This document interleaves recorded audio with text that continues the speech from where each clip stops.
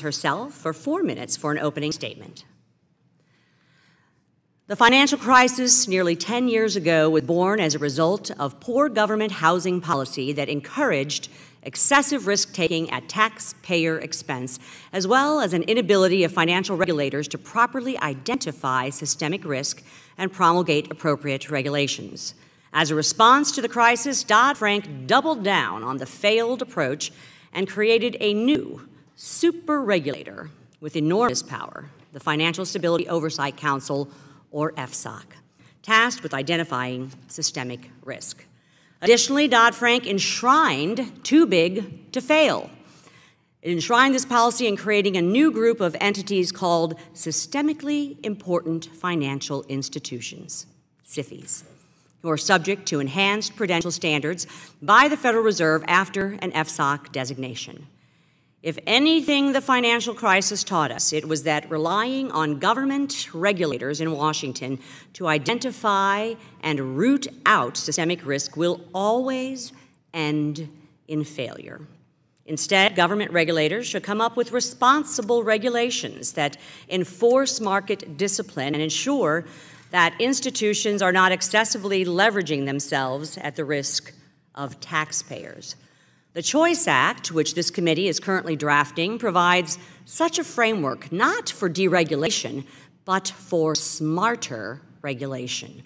Smarter regulation that will open up our economy while ending taxpayer-funded bailouts and imposing tougher penalties on those who commit fraud. For a long time, the actions and deliberations of FSOC were a mystery. Most meetings, nearly 2/3 conducted by FSOC, take place in executive sessions that are closed to the public, even though FSOC's governance documents encourage it to hold public meetings whenever possible. Additionally, FSOC meetings are closed to members of Congress as well as to regulators who are not FSOC members. And finally, there is very little documentation kept regarding meetings in executive session that the FSOC does convene, making it very difficult to determine the rationale behind FSOC decisions, which oftentimes have significant effect on the U.S. economy. For instance, reports show that the annual consumer cost of designating a non-bank financial institution as a SIFI could range from $5 to $8 billion.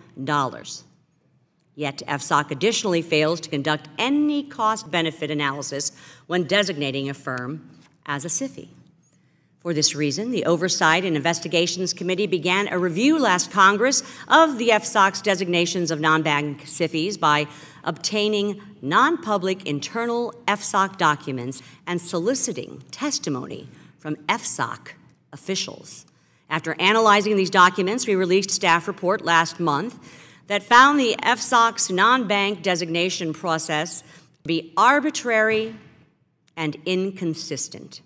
First of all, the FSOC does not follow its own rules and guidance in many ways. The staff report also found that FSOC's analysis of companies has varied among firms eventually designated and firms that FSOC chose not to designate in considering different factors and weighing some factors differently among different companies.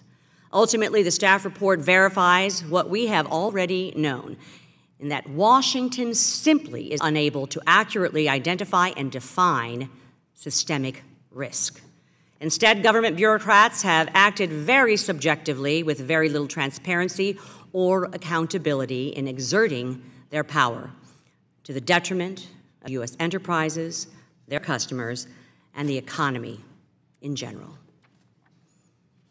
I now recognize the gentleman from Texas,